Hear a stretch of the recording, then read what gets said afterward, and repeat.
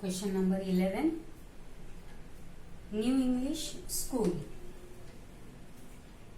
New English School.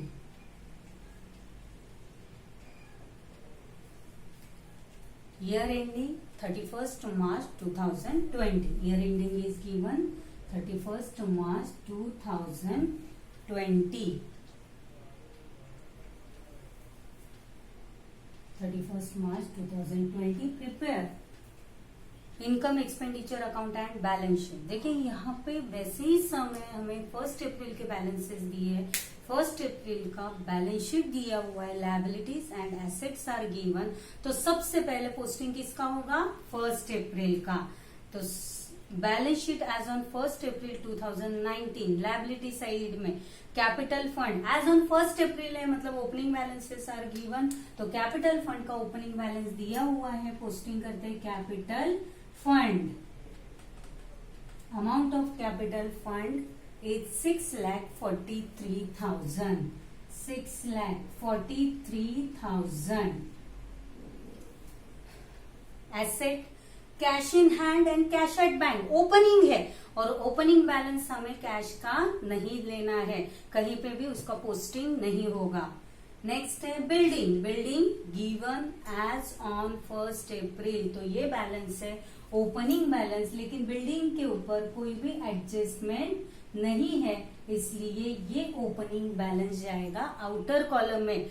अगर इसमें building के लिए कोई एडजस्टमेंट या अमाउंट रिसिप्ट एंड पेमेंट में या एडिशनल इंफॉर्मेशन में हमें अगर कोई इंफॉर्मेशन गिवन होता तो ही उसके ऊपर एडजस्टमेंट आ जाती, लेकिन अभी ना यहाँ पे रिसिप्ट एंड पेमेंट में कई न्यू बिल्डिंग परचेज किया है, ना कि उसके ऊपर हमें डेप्रिसिएशन कैलकुलेट करना है। इसलिए बिल्डिंग की जितनी भी अमाउंट ओपनिंग में दी हुई है वो टोटल अमाउंट जाएगी आउटर कॉलम में, और building amount is 4,50,000। 4,50,000 outer column. Furniture 72,000 और फर्नीचर के ऊपर 2 मार्किंग है। फर्नीचर ओपनिंग बैलेंस, यहाँ पे परचेज ड्यूरिंग द ईयर की भी एंट्री करनी है और एडिशनल इंफॉर्मेशन में हमें डेप्रिसिएशन भी दिया हुआ है, इसलिए फर्नीचर का ओपनिंग बैलेंस इनर कॉलम में लिखना है 72,000 इनर कॉलम, और 2 मार्किंग है इसलिए 4 लाइंस छोड़ दो। Library books same, library books के ऊपर भी 2 मार्किंग है। Library books amount 45,000, opening balance है 45,000। यहाँ पे भी रिसिप्ट एंड पेमेंट में भी अमाउंट आ रही है library books. Receipt and payment में भी अगर लाइब्रेरी बुक्स दिखा रहा है, मतलब उसका मीनिंग क्या है?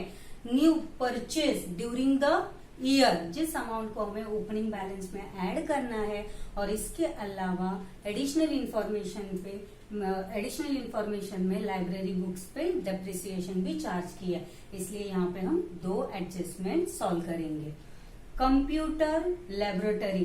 कंप्यूटर लैबोरेटरी का जो इफेक्ट है वो भी जाएगा under asset side. Computer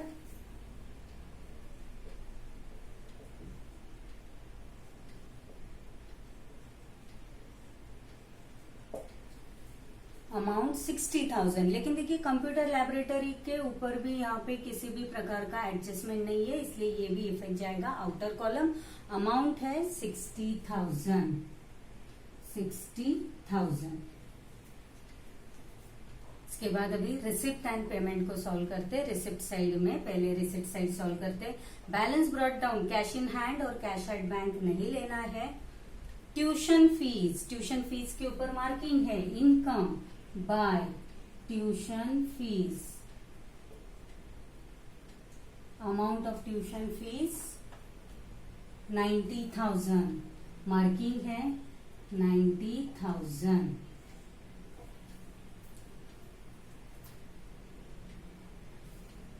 term fees 3,000 by term fees. Term fees के ऊपर मार्किंग नहीं है। Term fees 3,000 outer column.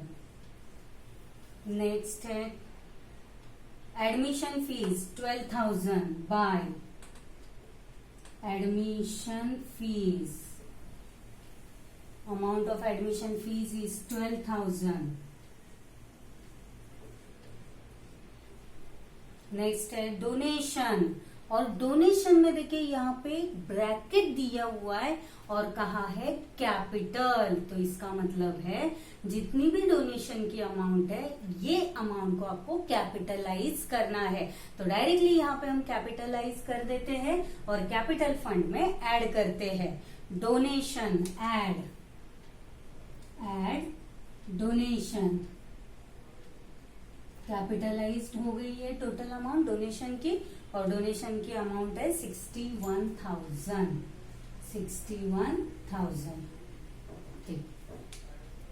Interest received 2,000 by interest received. Amount of interest received is 2,000। Outer column no adjustment.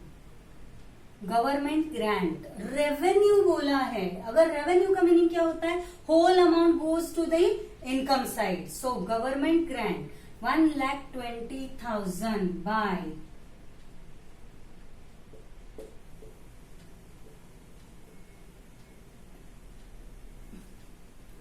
Government grant 1,20,000 outer column.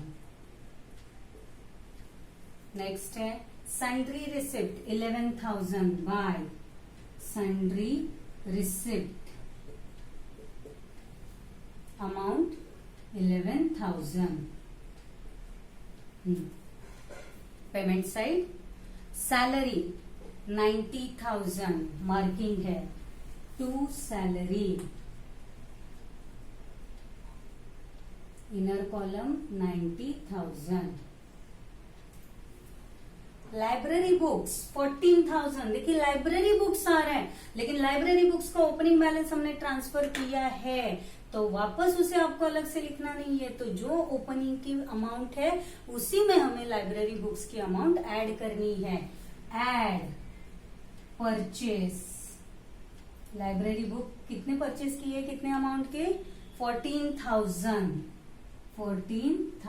Amount को add करते हैं, ये amount होगी 59,000। Office rent expenditure 2, office rent no marking, amount of office rent 10,000। Printing and stationery 2, printing and stationery, amount of printing and stationery is 22,000। sundry expenses 12,000 2, sundry expenses 12,000। insurance 10,200 2, insurance 10,200 no adjustment 10,200। sports expenses 2, sports expenses expenditure है, amount है 8,000 outer column. Next annual gathering expenses also expenditure, annual gathering expenses amount 9,000।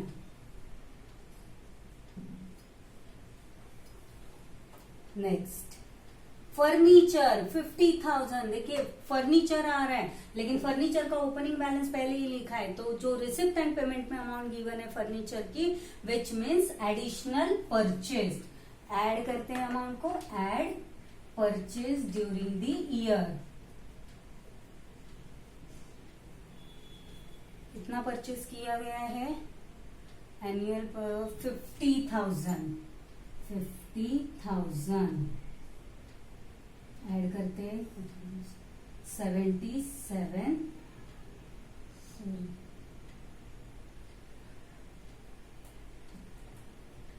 1 2 3 यहाँ पे outer column में, inner column में ही लिखना है हमें 1 2 3, then 1,22,000 1,22,000 ने ऐड कर दिया है बैलेंस। नेक्स्ट है फर्नीचर के बाद repairs 15,000। Repairs is an expenditure to repairs. Repairs amount 15,000।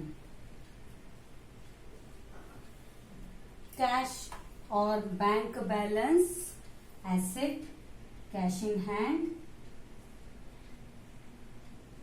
And cash at bank.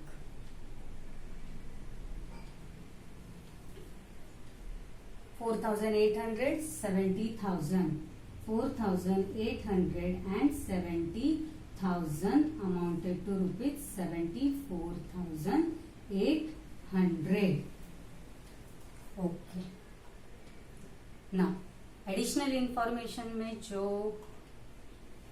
Balances दिए हुए हैं, सॉरी एडजस्टमेंट दिए है, वो सॉल्व करते हैं। आउटस्टैंडिंग सैलरी ऑफ रुपीज 9,000 और आउटस्टैंडिंग सैलरी का इफेक्ट होता है एड टू सैलरी।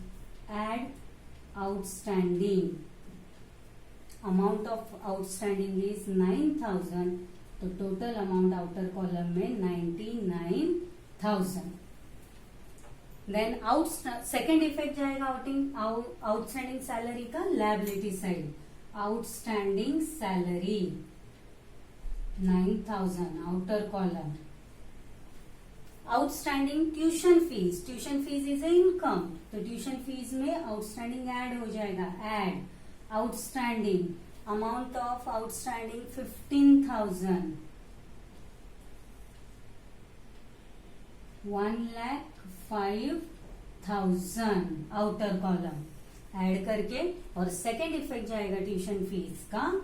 यहाँ पे आउटस्टैंडिंग इनकम है, इनकम रिसीवेबल है, इसलिए second effect goes to asset side. Outstanding tuition fees amount is 15,000। Next, depreciate library books by 9,000 and furniture by rupees 10,000। यहाँ पे हमें depreciation फाइंड करना है।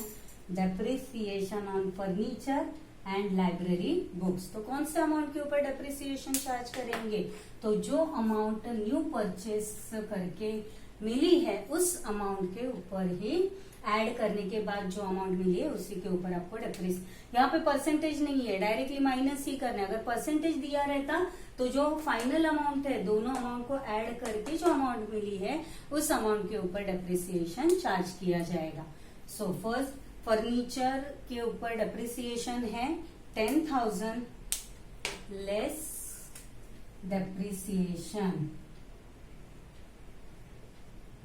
10,000, अमाउंट मिल जाएगी 1,12,000 आउटर कॉलम। लेस करना है तो ब्रैकेट दे देना 1,12,000।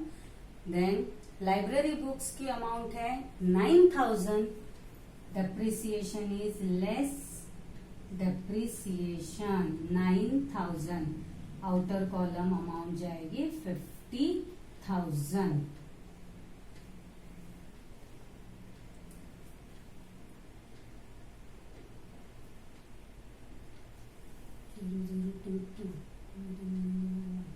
Yes, 1,12,000, 9,000 minus. और दोनों डेप्रिसिएशन का सेकेंड इफेक्ट कहां पे आएगा? Expenditure to depreciation on furniture and library books. Furniture के ऊपर कितना है amount? Furniture is 10,000 and library books 9,000, तो टोटल अमाउंट हो गई 19,000। Total amount of depreciation outer column 19,000। और देखिए कोई एडजस्टमेंट बाकी है, एक बार चेक कर लीजिए। सारे एडजस्टमेंट हमने पोस्टिंग कर लिए हैं।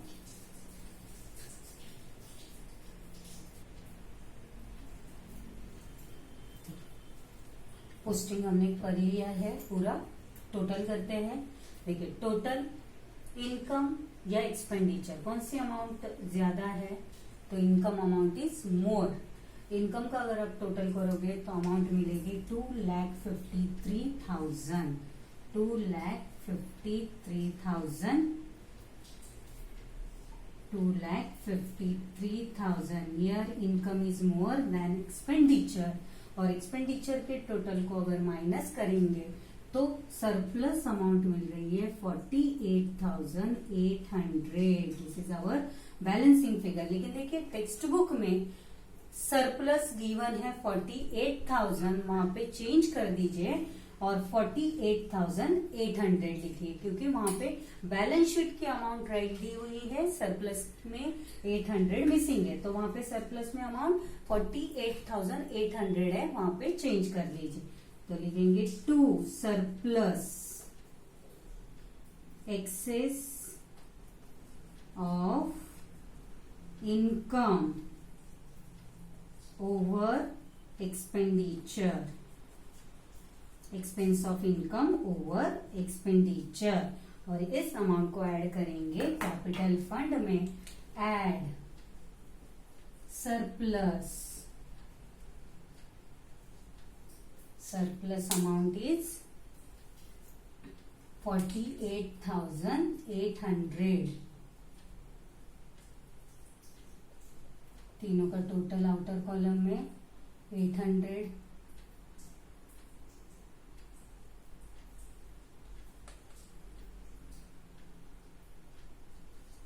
7,52,800 प्लस 9,000 ये टोटल करते हैं।